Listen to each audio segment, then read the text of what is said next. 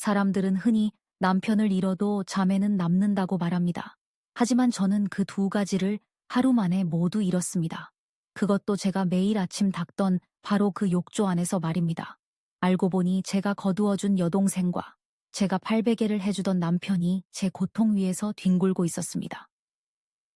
이것은 콘돔 3개짜리 영수증과 벼랑 끝에 몰린 여자의 복수에 관한 이야기입니다. 저는 박미영입니다. 올해 52살입니다. 제 인생을 한 단어로 정의하라고 한다면 저는 희생을 꼽겠습니다.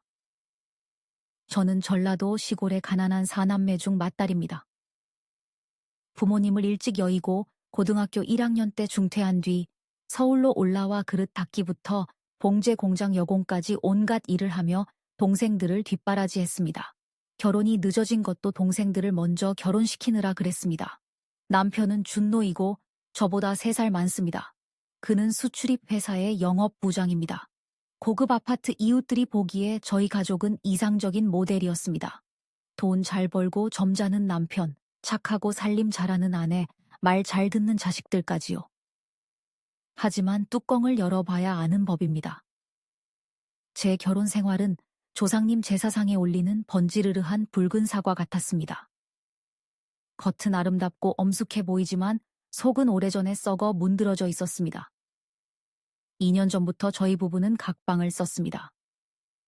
그는 허리가 아파서 푹신한 매트리스에서는 못 자겠다며 서재로 잠자리를 옮겼습니다. 저는 받아들였습니다. 50이 넘은 나이에 부부관계 욕구도 식었고 늙으면 그저 정으로 사는 거라고 단순하게 생각했습니다. 저는 끼니마다 정성껏 챙기고 셔츠에 주름 하나 없이 다림질해 주었습니다. 저는 완벽한 가정주부라는 역할에 만족했습니다. 수진이가 나타나기 전까지는 말입니다. 수진이는 제 친여 동생으로 저보다 7살이 어립니다. 촌스럽고 고생한 티가 나는 저와 달리 수진이는 예쁘고 눈치도 빠르며 치장할 줄 알았습니다. 그 아이는 쇼핑 중독과 가상화폐 투자로 빚더미에 앉아 남편과 이혼한 상태였습니다. 큰언니, 딱 몇 달만 신세 좀 질게. 시골 땅 팔아서 빚 갚으면 바로 나갈 거야. 언니가 날 안 거두면 조카라도 불쌍하게 여겨줘. 지금 나가면 나 죽어. 비바람이 몰아치던 밤. 그 아이는 제 집 문 앞에서 눈물 콧물을 쏟으며 울었습니다. 평생 짐을 짊어지는데 익숙한 마디의 본능으로 저는 또 마음이 약해졌습니다. 방을 치워주고 몸보신하라고 제일 맛있는 음식을 해주었습니다. 제 손으로 독사를 집안에 들인 줄도 모르고 말입니다. 수진이의 몇 달은 1년으로 늘어났습니다. 나갈 생각이 없어 보였습니다. 그 아이는 제 집에서 왕관 없는 여왕처럼 살았습니다. 아침에는 해가 중천에 뜰 때까지 자고 오후에 일어나 요란하게 화장하고 카페에 가고 저녁에는 소파에 길게 누워 텔레비전을 보며 제가 밥상을 차려다 바치기를 기다렸습니다. 하지만 저를 불쾌하게 만든 건 그 아이의 게으름이 아니라 제 남편을 대하는 태도였습니다. 집에서 저는 항상 옷을 얌전하게 입었고 홈웨어는 늘 긴 팔에 무채색이었습니다. 하지만 수진이는 속이 다 비치는 얇은 끝나시 실크 슬립을 입었는데 길이도 엉덩이가 보일 듯 짧았고 형부 앞에서 태연하게 돌아다녔습니다. 한 번은 제가 부엌에서 설거지를 하고 있는데 수진이가 남편에게 등 뒤에 지퍼를 올려달라고 부탁하는 것을 보았습니다. 형부, 이것 좀 도와줘요. 팔이 짧아서 안 닿네. 목소리는 사카린을 탄 꿀처럼 끈적하고 달콤했습니다. 제가 정우 좀 갈아달라고 하면 인상부터 쓰던 점잖은 남편이 눈이 보이지 않을 정도로 웃으며 떨리는 손으로 지퍼를 천천히 올려주는 것이었습니다. 처제는 몸매 관리를 참 잘했네. 나무 토막 같은 잔에 언니랑은 딴판이야. 그들은 킥킥거리며 웃었습니다. 그 웃음소리가 칠판을 손톱으로 긁는 소리처럼 귀에 거슬렸습니다. 그때 저는 그저 서글펐습니다. 늙고 못생긴 제가 그들 눈에는 식모로만 보이는 것 같아 서러웠습니다. 감히 근친상간이라는 단어는 떠올리지도 못했습니다. 제 친동생이지 않습니까? 피를 나눈 혈육끼리 어떻게 그런 짓을 하겠습니까? 하지만 의심은 독초 씨앗과 같아서 한 번 심어지면 은밀하게 자라나는 법입니다. 요새 남편이 이상하게 변했습니다. 준노 씨가 갑자기 한 달에 수백만 원짜리 VIP 헬스장 회원권을 끊었습니다. 예전에는 신발끈만 묶으려 해도 허리가 아프다고 엄살을 피우던 사람이 주 5회씩 열정적으로 운동을 나갔습니다. 검은색으로 염색하고 머리에 기름을 발랐습니다. 제가 사다 준 서민적인 비누 냄새 대신 진한 사양 냄새가 나는 새 향수를 뿌렸습니다. 무엇보다 그는 눈에 띄게 즐거워 보였습니다. 욕실에서 휘파람을 불고 가끔 핸드폰을 보며 혼자 실실 웃었습니다. 요즘 일이 잘 풀려서 그래, 외국 바이어 만나려면 외모에 신경 써야지. 당신이 뭘 안다고 그래? 부엌일이나 해. 제가 물을 때마다 그는 딱 잘라 말했습니다. 저는 또 입을 다물었습니다. 그래, 남자가 일이 잘 풀리면 변할 수도 있지. 저는 그렇게 스스로를 위로했습니다. 그 운명의 날이 오기 전까지는 말입니다. 어느 토요일 아침이었습니다. 남편은 일찍 골프를 치러 나갔습니다. 수진이도 친구랑 스파에 간다고야 했습니다. 집은 텅 비었습니다. 저는 세탁하려고 남편 옷을 모았습니다. 남편이 명함이나 잔돈을 주머니에 잘 두고 다니기 때문에 세탁기에 넣기 전에 꼼꼼히 확인하는 게 제 습관입니다. 그가 어젯밤 입었던 회색 정장 바지를 집어들었습니다. 어젯밤 큰 손님을 접대하느라 밤 12시에 만취 상태로 들어왔었습니다. 오른쪽 작은 주머니, 남자들이 잘 쓰지 않는 그 주머니에서 작고 꼬깃꼬깃한 종이 뭉치가 손끝에 걸렸습니다. 습관처럼 꺼내서 펴보았습니다. 주유 영수증이나 통행료 영수증이겠거니 했습니다. 하지만 아니었습니다. 가멸지에 찍힌 글자를 보는 순간 눈앞이 아찔했고 누군가 심장을 쥐어짜는 듯 숨이 멎는 것 같았습니다. XX 약국 강남점. 시간 22시 30분. 품목 초박형 콘돔 3개입 딸기향. 수량 1개. 결제 현금. 저는 세탁실 한복판에 못 박힌 듯 서 있었고 옆에서 물이 콸콸 쏟아지는 세탁기 소리가 마치 다른 세상에서 들려오는 메아리처럼 멀게 느껴졌습니다. 콘돔이라니요. 3개입이라니요. 지난 2년 동안 우리는 관계를 갖지 않았습니다. 그는 정력이 약해졌다. 허리가 아프다. 잠자리에는 흥미가 없다며 핑계를 댔습니다. 저와의 모든 접촉을 거부했습니다. 그런데 그가 밤 10시 반에 강남에서 콘돔을 사서 뭐 한단 말입니까? 저는 그 얇은 영수증을 뚫어져라 쳐다보았습니다. 마치 천근의 무게처럼 느껴졌습니다. 접대라고요. 무슨 접대길래 이런 게 필요합니까? 그리고 왜 하필 초박형의 딸기향입니까? 그런 음탕한 디테일에 역겨움이 치밀어 위장이 뒤틀렸습니다. 바람이 났구나. 제 머릿속에 가장 먼저 떠오른 생각이었습니다. 술집의 젊은 여자일까요? 아니면 야한 비서일까요? 저는 떨리는 손으로 영수증을 앞치마 주머니에 쑤셔 넣었습니다. 차가운 바닥에 주저앉아 하염없이 눈물을 쏟았습니다. 산채로 가죽이 벗겨지는 듯한 배신감이었습니다. 이 가족을 위해 청춘을 다 바치고 한 푼 두 푼 아끼며 먹는 것 입는 것 챙겨줬는데 돌아오는 게 고작 이런 파렴치한 기만이라니요.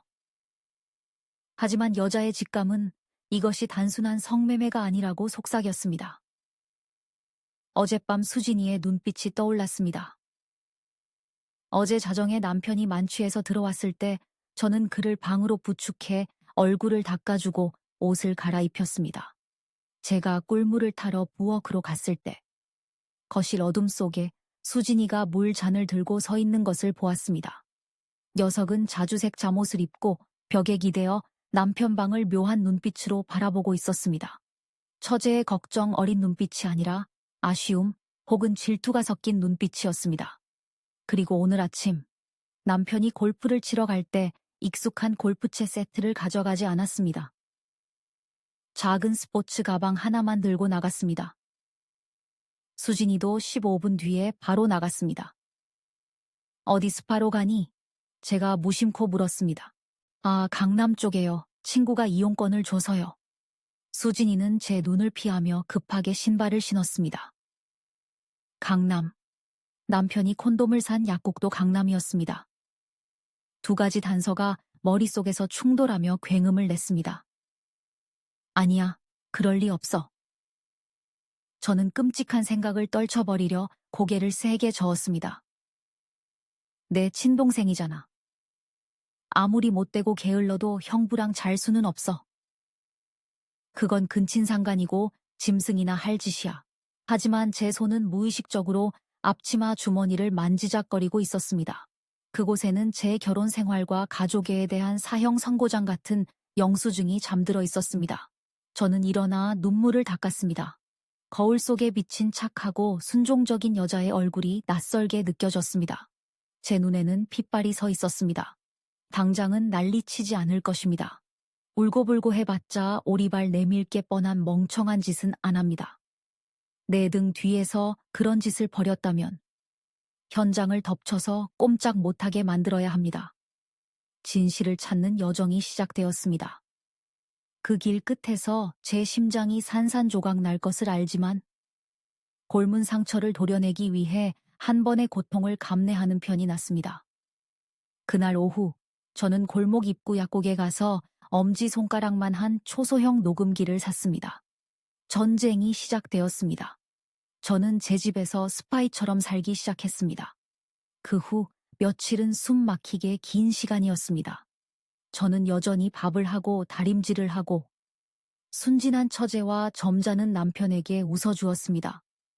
하지만 속으로는 의심과 증오의 불길이 타오르고 있었습니다. 저는 거실 탁자 및 수진이가 텔레비전을 보며 눕는 그곳에 양면 테이프로 녹음기 하나를 붙였고 다른 하나는 남편 차 운전석 밑에 붙였습니다. 매일 밤 남편이 각방에서 잠들면 혹은 자는 척하면 저는 이불을 뒤집어 쓰고 이어폰을 낀 채 녹음 내용을 돌려들었습니다. 지지직거리는 잡음, 경적 소리, 음악 소리, 그리고 제 피를 얼어붙게 만드는 대화 조각들이 들려왔습니다. 아직 안 들어왔어? 그 늙은 여자가 부엌에 있어. 조심해. 제가 밥을 할 때 수진이가 통화하며 속삭이는 소리였습니다. 보고 싶어. 오늘 밤 늙은이가 반상회 간대. 그때 즐기자. 남편이 운전하며 혼잣말하듯 통화하는 소리였습니다. 늙은이. 그들은 저를 늙은이라고 불렀습니다. 조강지처이자 청춘을 바쳐 그들을 먹여 살린 누나를. 이제는 그들의 병적인 놀이에 방해되는 늙고 귀찮은 장애물 취급하고 있었습니다. 하지만 이 흐릿한 녹음 파일만으로는 부족했습니다. 법은 확실한 증거를 요구합니다. 법원은 사진을 원합니다.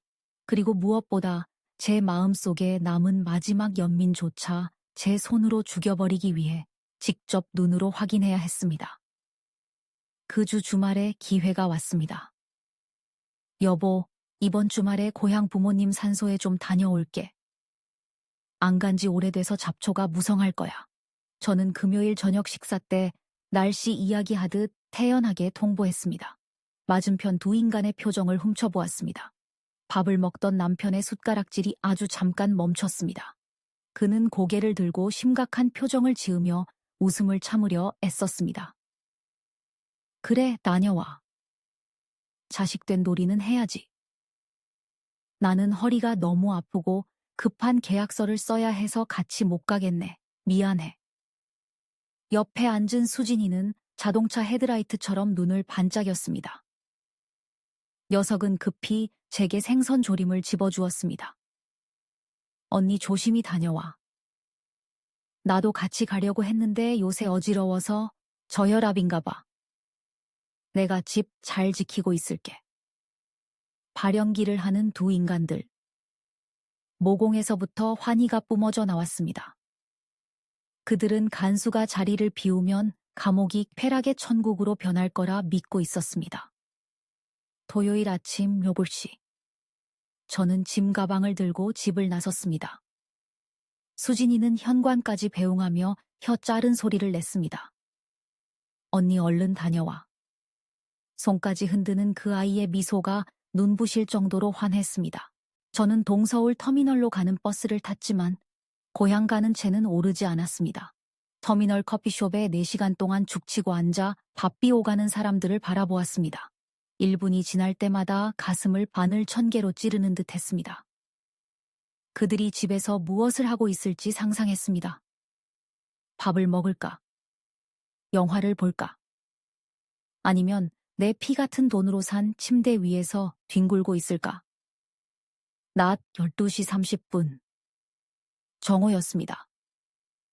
저는 택시를 타고 집으로 돌아갔습니다. 점심시간에 고급 아파트는 쥐 죽은 듯 조용했습니다. 아는 사람을 만날까봐 메인 엘리베이터를 타지 않고 3층에서 내려 5층까지 계단으로 걸어 올라갔습니다. 심장이 갈비뼈를 뚫고 나올 듯 쿵쾅거려 그 소리가 복대 울릴까 겁이 났습니다. 현관문 앞에 섰습니다. 무거운 원목문은 굳게 닫혀 있었습니다. 문에 귀를 댔습니다. 텔레비전 소리도 음악 소리도 없었습니다. 떨리는 손으로 비밀번호를 눌렀습니다. 띠띠띠 철컥. 문이 열렸습니다. 살금살금 들어가 신발을 아주 조용히 벗고 맨발로 마루를 밟았습니다. 집안은 소름 끼칠 정도로 고요했습니다. 밖은 해가 쨍쨍한데 거실 커튼은 빈틈없이 쳐져 있었습니다. 공기 중에는 낯선 오일 냄새, 남편이 새로 산 진한 사향 냄새가 꽉 차 있었습니다. 거실을 지나 식탁을 보니 마시다 만 와인 2잔과 바닥에 아무렇게나 벗어던진 붉은색 레이스 슬립이 보였습니다. 수진이 옷이었습니다. 머리로 피가 솟구쳤습니다. 숨을 죽이고 집안의 유일한 소리를 따라갔습니다. 졸졸 흐르는 물소리. 킥킥거리는 웃음소리. 안방에 딸린 큰 욕실에서 들려왔습니다. 지난 2년 동안 남편이 사생활이 필요하다며 제가 들어오지 못하게 했던 그곳이었습니다. 안방 문은 틈이 열려 있었고 욕실 문도 잠겨 있지 않았습니다. 외도하는 자들의 오만함이 바로 이것입니다.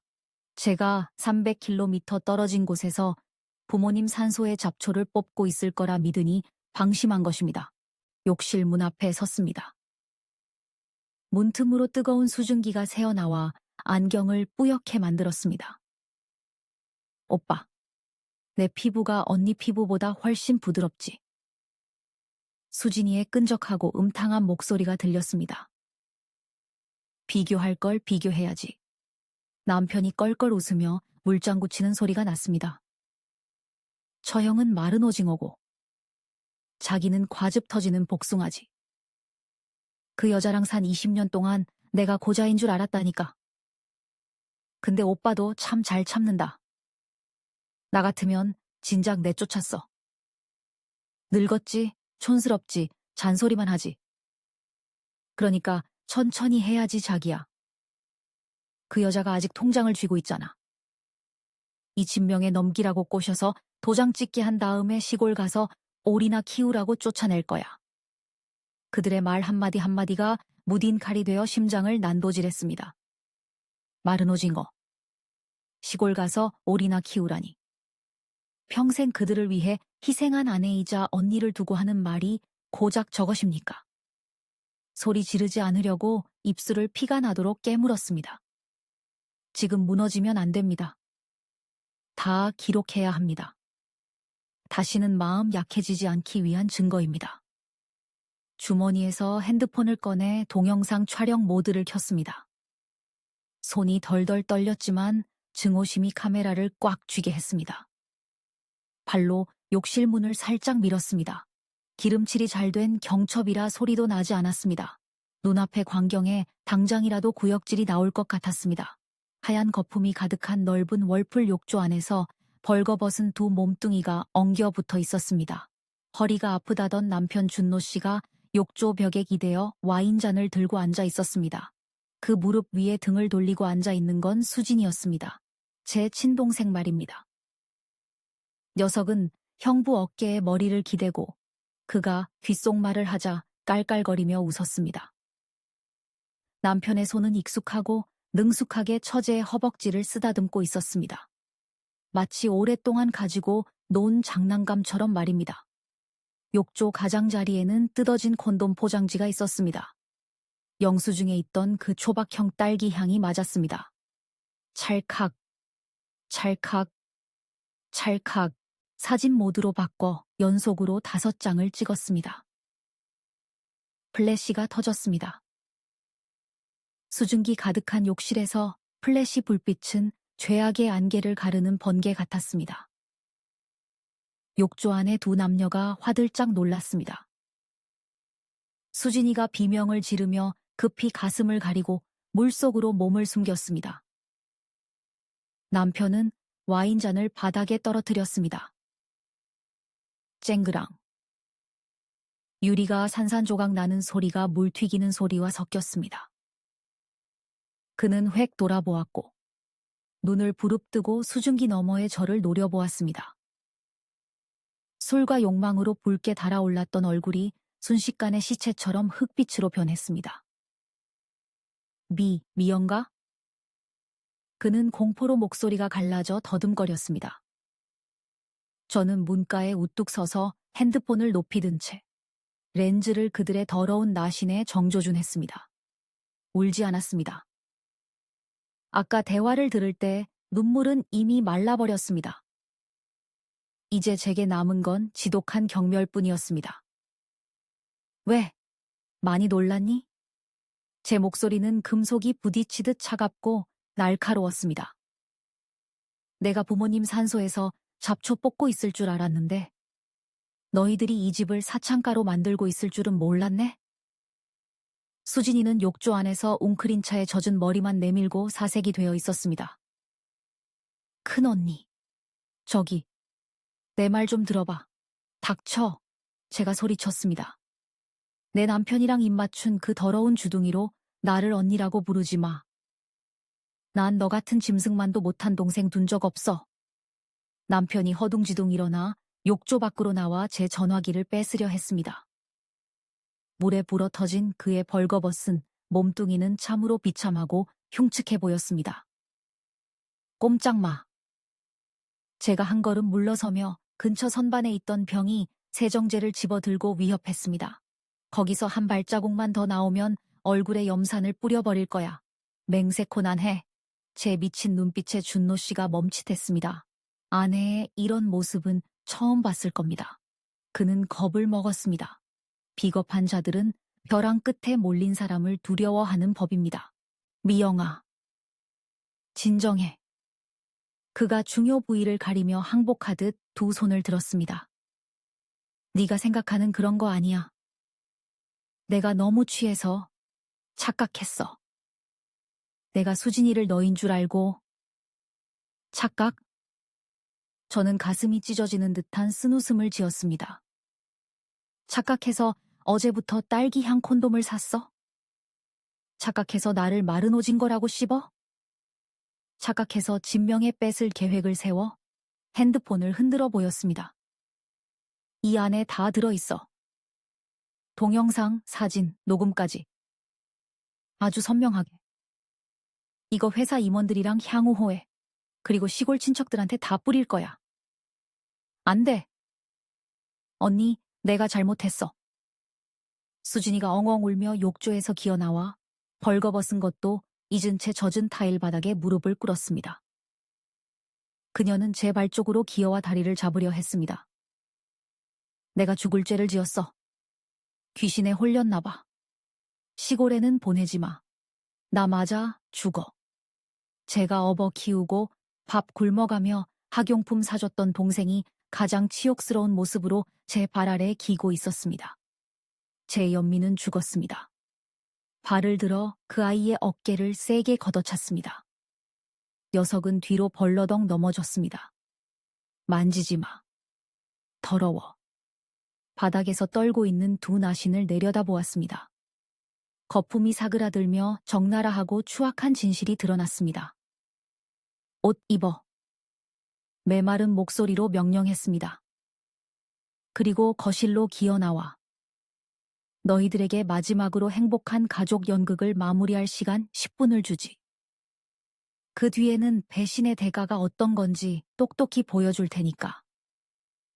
저는 동생의 훌쩍거리는 소리와 남편의 절망적인 한숨 소리를 뒤로하고 욕실을 나왔습니다. 거실로 나와 녹음기를 설치했던 소파에 앉았습니다. 침착하게 찬물을 한 잔 따랐습니다.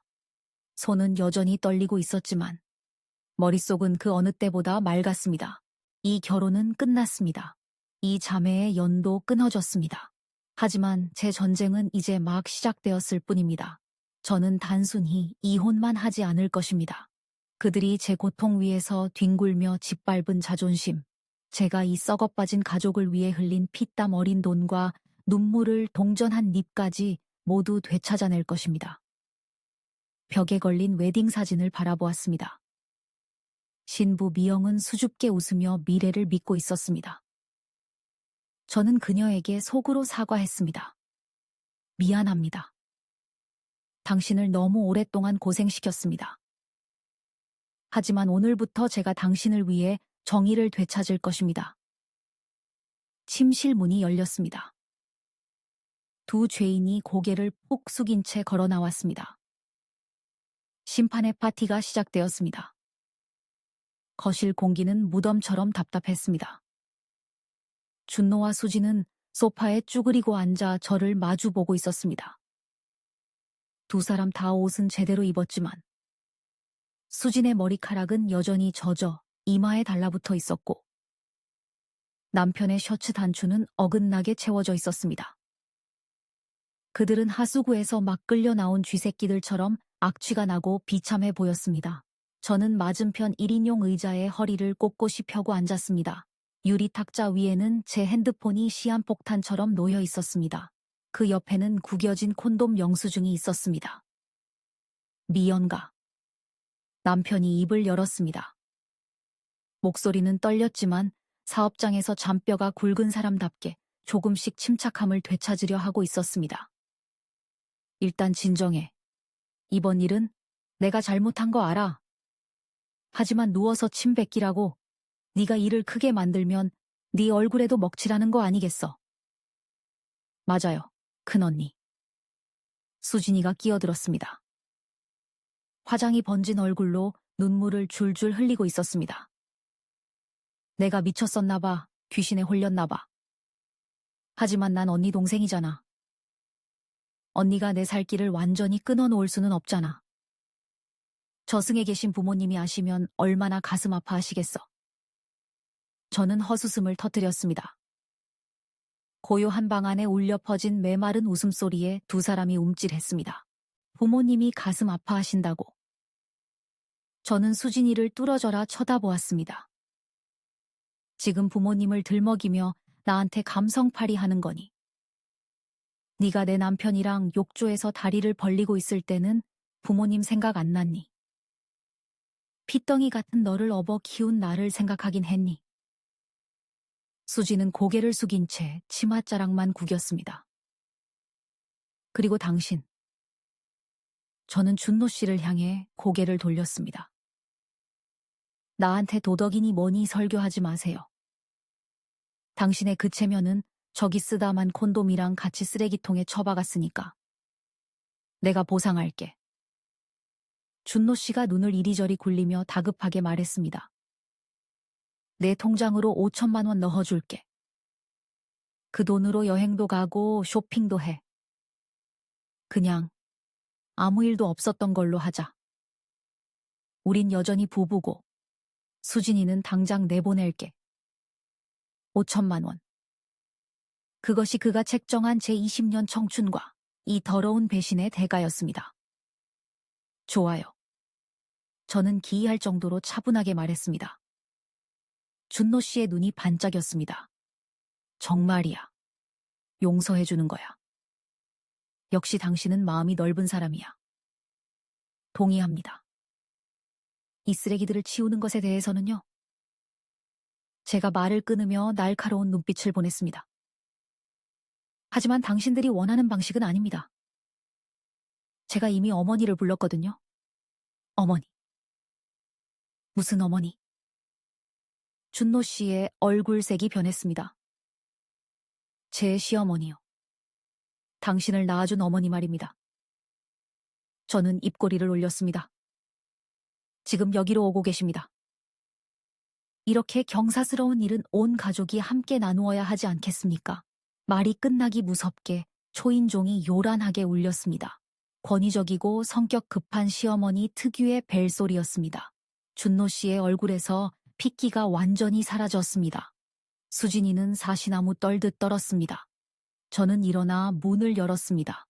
시어머니가 들어오셨고 그 뒤로 표독스러운 시누이가 따라 들어왔습니다. 시어머니는 집안을 둘러보다가 분위기가 심상치 않음을 느끼고 인상을 찌푸렸습니다. 무슨 일이길래 오라가라 난리냐. 며느라, 또 무슨 사고 쳤니? 저는 대답하지 않고 시어머니를 상석으로 모셨습니다. 앉으세요, 어머니. 제가 어머니께 드릴 특별한 선물이 있습니다. 저는 봉투에서 남편의 서재 프린터로 급하게 출력한 사진들을 꺼냈습니다. 화질은 아주 선명했습니다.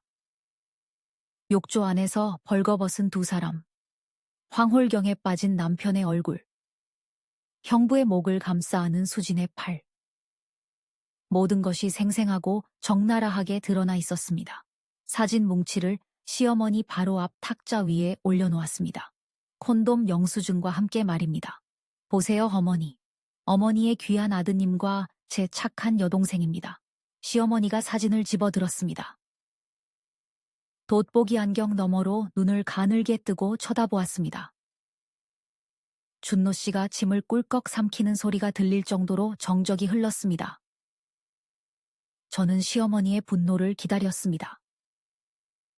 준노 씨의 뺨을 때리고 수진이를 욕하고 며느리 편을 들어주는 지극히 정상적인 반응을 기대했습니다. 아무리 저에게 혹독한 시어머니라 해도 같은 여자로서, 한때 아내가 되었던 사람으로서 이 고통을 이해할 거라 생각했습니다. 하지만 제가 틀렸습니다. 저는 이 가족의 이기심을 너무 과소평가했습니다. 사진을 다 본 시어머니는 천천히 사진을 내려놓았습니다. 돋보기를 벗어 옷자락에 닦더니 저를 올려다보았습니다. 그 얼굴에는 당황함이나 부끄러움이 전혀 없었습니다. 대신 짜증이 묻어 있었습니다. 그래서 내 의도가 뭐냐? 시어머니가 차가운 목소리로 물었습니다. 저는 멍해졌습니다. 어머니, 지금 제 의도가 뭐냐고 물으셨습니까? 제 남편이 바람을 피웠습니다. 제 친동생이랑요. 바로 이 집에서요. 역겹지 않으세요? 역겹긴 뭐가 역겨워. 시어머니는 찻잔을 탁 내려놓았습니다. 사내 대장부가 5첩 6첩 거느리는 건 예사야. 밖에서 돈 주고 사 먹으면 병이나 옮겨오지. 그런데 시어머니는 웅크리고 있는 수진이를 힐끔 보았습니다. 그런데 내 동생 아니냐? 한 집안 사람이다. 어차피 밖으로 새는 것도 아니고 집안 사람끼리인데 손해볼 것 없지 않니? 귀가 먹먹해졌습니다. 제가 잘못 들은 것입니까? 손해볼 것 없다니요. 그게 도대체 무슨 괴상망측한 논리입니까? 어머니, 20년 시집살이 동안 처음으로 소리를 질렀습니다. 그게 말이라고 하세요. 이건 근친상간이에요. 폐륜이라고요. 어디서 눈을 부릅뜨고 소리를 질러. 침묵하고 있던 시누이까지 끼어들어 엄마와 오빠 편을 들었습니다. 옳게. 자신을 좀 돌아봐. 옳게는 기와장처럼 뻣뻣하고 몸에서 늘 기름 냄새가 나는데 우리 오빠가 질리는 게 당연하지. 수진 씨는 젊고 예쁘고 애교도 많잖아. 우리 오빠는 남자야. 욕구가 있는 게 정상이라고. 옳게가 남편 간수 못 해놓고 누구 탓을 해. 어머니와 여동생이 편을 들어주자 준노 씨는 어깨를 펴고 다시 뻔뻔한 태도로 돌아왔습니다. 거봐. 당신 들었지? 어머니 말씀이 맞아. 다 내 탓이야. 지난 2년 동안 네가 내 몸에 손도 못 대게 했잖아. 난 건강한 남자인데 굶어 죽으란 소리야. 수진이가 날 불쌍히 여겨서 해소해 준 거니까 오히려 고마워해야지. 언니, 난 형부가 너무 불쌍해서 도와주려고 했던 것뿐이야. 수진이가 훌쩍거리며 피해자 연기를 했습니다. 저는 제 앞에 네 사람을 바라보았습니다. 독단적인 시어머니, 표독스러운 시누이, 병적인 남편, 그리고 배신자 여동생. 그들은 파렴치함이라는 견고한 성벽을 쌓고 서로를 감싸며 저에게 창끝을 겨누고 있었습니다. 그 순간 저의 세계관은 완전히 무너져 내렸습니다. 저는 깨달았습니다. 제가 운이 나빠서 나쁜 남편을 만난 게 아니었습니다. 저는 썩어빠진 사상으로 뭉친 악마의 소굴에 제 발로 걸어 들어갔던 것입니다. 그들은 저를 인간으로 보지 않았습니다. 밭을 가는 소나 아이 낳는 기계로 보았고, 그 기계가 낡으니 다른 부품. 아이러니하게도 제 여동생으로 갈아 끼우면서 그것을 합리적인 재활용이라고 생각하고 있었습니다. 분노가 사라지고 무서울 정도의 차가움이 그 자리를 채웠습니다. 타이타니코를 침몰시킬 수 있는 빙산 같은 차가움이었습니다. 더 이상 울지 않았습니다. 저는 똑바로 서서 시어머니의 눈을 직시했습니다. 어머니 말씀이 맞네요. 집안 사람끼리라 손해볼 것 없다라. 평생 잊지 못할 교훈을 주셔서 감사합니다. 저는 사진 뭉치와 영수증을 챙겨 가방에 넣었습니다. 너 어디 가려고 그래? 준노 씨가 당황해서 일어났습니다. 어머니가 저렇게까지 말씀하셨는데 또 난리칠 거야. 얌전히 집에 있어. 수진이 안내 보낼 테니까 우리 셋이 같이 살자. 당신은 여전히 본처고 그러면 되잖아. 그는 정말 제가 이 병적인 두 집 살림을 받아들일 거라고 생각하는 걸까요? 준노 씨. 저는 미소를 지었습니다. 그가 퇴근할 때 지어주던 부드러운 미소였지만 눈빛에는 사형 선고가 담겨 있었습니다. 전 아무 데도 안 가요. 여기가 내 집이에요. 이 집의 절반은 내 피와 땀이니까요. 저는 핸드폰을 꺼내 전화를 걸었습니다. 여보세요, 김 변호사님 사무실이죠. 박미영입니다. 이혼 소송과 부정행위 위자료 청구 소송을 접수하고 싶습니다. 증거는 완벽합니다. 동영상, 사진, 녹음, 그리고 살아있는 증인까지요. 네, 최고 액수의 위자료와 즉각적인 재산 가압류를 원합니다. 거실은 죽은 듯 고요해졌습니다. 네가 감히. 시어머니가 벌떡 일어나 손가락질을 하며 떨었습니다. 네가 감히 우리 집안 망신을 시키려고 작정을 했구나. 망신이라고요.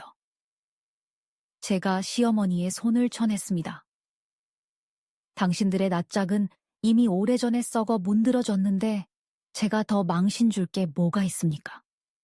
대한민국 전체에 어머니의 그 훌륭한 개똥 철학을 알려드릴 겁니다. 그때 가서 아드님이 얼굴 들고 계약하러 다닐 수 있는지, 따님이 길거리에서 남 가르칠 수 있는지 두고 보자고요. 저는 얼굴이 하얗게 질린 수진이를 돌아보았습니다. 그리고 너 각오해라. 상간녀 소송으로 널 고소할 거야. 내가 널 키우면서 쓴 돈 하나하나 이자까지 쳐서 다 받아낼 거야. 네가 이 서울 바닥에서 짐 싸서 쫓겨나. 고향 내려가서 그 수치심을 씹어 먹으며 살게 해줄게. 미영아, 너 미쳤어. 준노 씨가 제 전화기를 뺏으려고 달려들었습니다. 하지만 제가 더 빨랐습니다. 식탁 위에 있던 과도를 집어들어 그들 앞에서 겨누었습니다. 가까이 오기만 해봐. 차가운 칼날과 불타는 제 눈빛에 그가 멈칫했습니다. 그는 식은땀을 흘리며 뒷걸음질 쳤습니다. 지금 이 순간부터 제 목소리가 우렁차게 울렸습니다. 이 집은 사건 현장입니다. 당신들, 당장 내 눈앞에서 꺼져. 법원에서 보자고.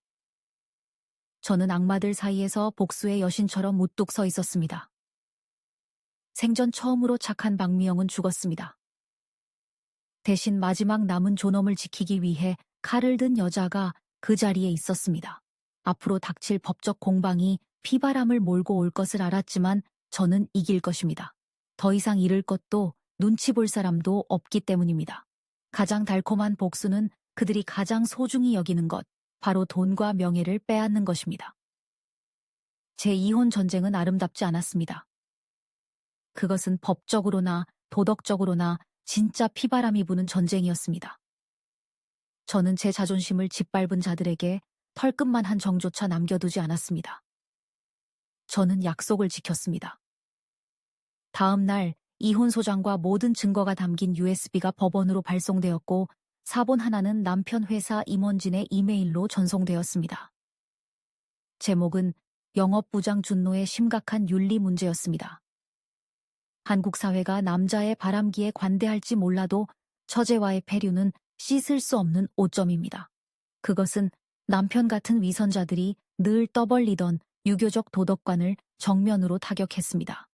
결과는 생각보다 빨랐습니다. 준노 씨는 해고당했습니다. 회사는 기업 이미지에 먹칠하는 추잡한 자를 용납하지 않았습니다.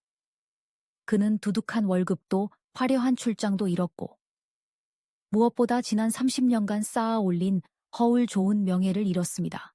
재산 문제에 있어서는 부정행위의 명백한 증거와 유능한 변호사 덕분에 저는 피해자이자 재산 형성에 주된 기여를 한 점을 인정받아 재산의 70%를 분할받았습니다. 욕조 사건이 일어난 그 고급 아파트는 팔아서 돈으로 나누었습니다. 갖고 싶지 않았습니다. 집안 구석구석 배신의 냄새가 배어 있었으니까요. 수진이는 어떻게 되었을까요? 예상대로 고향 친척들은 그 사실을 알게 되자 수진이를 전염병 취급했습니다. 집안의 큰어른은 가문의 명예를 더럽혔다며 의절을 선언했고 고향 땅을 밟지도 못하게 했습니다. 수진이는 빈손으로 제 집에서 쫓겨났습니다. 남은 것이라고는 이제 아무도 봐주지 않는 화려한 옷 몇 벌뿐이었습니다. 준노와 수진. 그 두 사람은 준노의 남은 푼돈을 모아 서울 변두리의 허름한 월세방에서 동거를 시작했습니다. 들리는 소문에 의하면 그들의 사랑의 천국은 금세 지옥으로 변했다고 합니다. 돈도 없고 좋은 집도 없고 제가 차려주던 맛있는 밥도 없자 수진이의 그 싱그러움도 사라졌습니다. 게으른 수진이는 이제 실직해서 신경질적이고 술만 마시는 늙은 남자를 수발해야 했습니다. 그들은 매일 치고받고 싸운다고 합니다. 수진이는 준노를 무능하고 구실도 못하는 놈이라고 욕하고 준노는 수진이를 인생 망친 재수 없는 년이라고 저주한다고 합니다. 제가 굳이 손쓰지 않아도 인과응보가 그들에게 딱 맞는 결말을 안겨주었습니다. 1년 후 서울의 가을은 숨막히게 아름다웠습니다. 은행나무 가로수가 황금빛으로 물들고 서늘한 바람이 평화의 향기를 실어 날랐습니다. 저는 제 가게 앞에 서서 가을 꽃집이라고 새겨진 소박한 나무 간판을 고쳐 달았습니다. 이혼 후 받은 돈으로 이 조용한 동네에 상가주택을 샀습니다. 1층은 꽃집을 열었고 2층에서는 저의 편이 되어준 딸과 함께 살고 있습니다. 쇼윈도 유리에 비친 저는 예전의 박미영이라고는 믿기지 않을 정도입니다. 쪽집 머리에 칙칙한 옷을 입고 고생만 하던 여자는 사라졌습니다. 대신 어깨까지 오는 머리에 웨이브를 넣고 밝은 갈색으로 염색했습니다. 황토색 리넨 원피스를 입고 해바라기가 수놓인 앞치마를 둘렀습니다. 얼굴의 주름은 여전하지만 더 이상 슬픔으로 처져 있지 않고 환하게 펴져 있었습니다. 엄마. 개업 축하 대형 장미 바구니 주문 들어왔어요.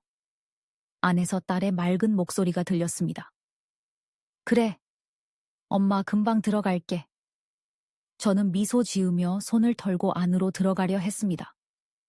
바로 그때 길 건너편에서 누군가 저를 뚫어지게 쳐다보는 시선이 느껴졌습니다. 뒤를 돌아보았습니다.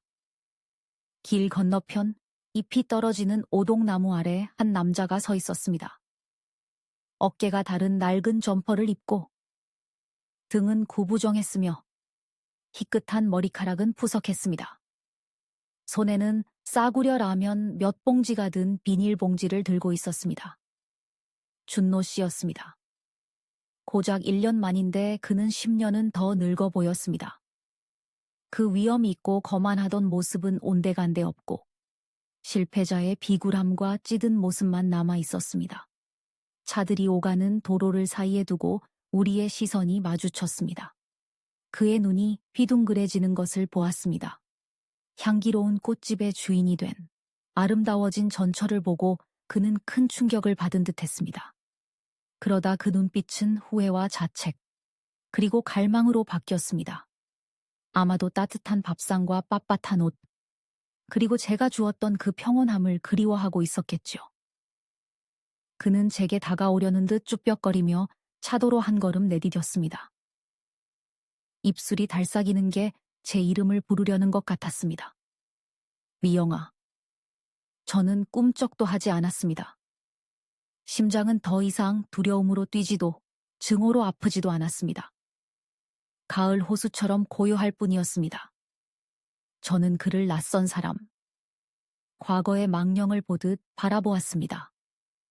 경멸도 동정도 없었습니다. 그저 완벽한 무관심뿐이었습니다. 저는 입꼬리를 살짝 올려 차가운 사교적인 미소를 지었습니다. 그리고 미련 없이 등을 돌려 색색의 꽃들이 만발한 제 가게 안으로 걸어 들어갔습니다. 손을 뻗어 문에 걸린 팻말을 닫힘해서 열림으로 뒤집었습니다. 유리문이 닫히며 저의 향기로운 세상과 밖에 먼지 투성이인 그의 악취, 나는 세상이 완벽하게 차단되었습니다. 풍경 소리가 맑게 울렸습니다. 백합과 장미 향기를 깊이 들이마셨습니다. 이것이 바로 삶의 향기입니다. 기름 냄새도, 병이 세정제 냄새도, 싸구려 딸기 향 콘돔 냄새도 아닌 진짜 삶의 향기 말입니다. 50살의 가족을 잃어 슬프냐고 물으시나요? 그럼요. 새 집에서 처음 며칠 밤은 울었습니다. 자매의 전기, 순진했던 믿음이 죽어버린 게 슬퍼서 울었습니다. 하지만 깨달았습니다. 그날 욕조에서 찍은 사진은 끝이 아니라 은혜였습니다. 그들의 뻔뻔함이 아니었다면 저는 아마 죽을 때까지 그 화려한 우리 안에서 밭가는 소처럼 일하다가 가치가 없어지면 버려졌을 테니까요. 고통은 저를 탈바꿈시켰습니다. 희생은 좋은 덕목이지만 그것을 귀하게 여길 줄 모르는 자들에게 바치는 희생은 자기 자신에 대한 범죄라는 것을 배웠습니다. 이제 태양을 향해 고개를 드는 해바라기를 꽂으며 저는 이해합니다. 절대 남의 눈에 마른 오징거가 되지 마십시오. 꽃처럼 사십시오. 나 자신을 위해 화려하게 피어나고 그 향기를 즐길 자격이 있는 사람에게만 나누어 주십시오. 과거의 문은 닫혔습니다. 그리고 이번에는 열쇠를 제가 쥐고 있습니다. 준노 씨, 그리고 수진아. 욕조에서의 비싼 교훈 고맙다. 그 진흙탕 덕분에 박미영이라는 연꽃이 피어날 수 있었어. 여러분, 미영 씨의 이야기는 그녀가 배신한 남편을 길가에 버려둔 채 꽃집으로 들어가는 모습으로 끝이 났습니다. 그것이야말로 가장 달콤한 복수입니다. 그들 없이 수만 배 더 행복하고 아름답게 사는 것 말입니다. 이 이야기를 듣고 계신 여성분들 중에도 혹시 자신을 잊어버릴 만큼 희생하며 속으로만 끙끙 앓고 계신 분이 있나요? 남편 주머니에서 낯선 영수증을 발견하거나 가슴 아픈 장면을 목격할 때까지 기다리지 마세요. 오늘부터 당장 자신을 사랑하세요. 바보같이 착해 빠진 큰언니가 되지 말고 내 인생의 여왕이 되십시오. 이 이야기가 가슴에 와닿았다면 공유해주세요. 어쩌면 누군가에게는 정신 번쩍 들게 하는 자명종이 될지도 모르니까요. 들어주셔서 감사합니다. 다음 사연에서 뵙겠습니다.